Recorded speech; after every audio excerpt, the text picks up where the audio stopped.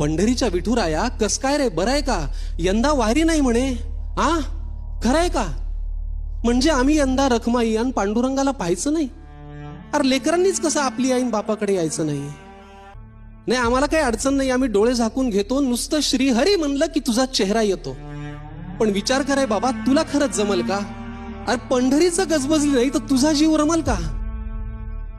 पंढरीच्या विठुराया, वारी नाही हे वाईटच झालं, पण खरं सांगू, यंदा तुझं दर्शन गावोगावी झालं.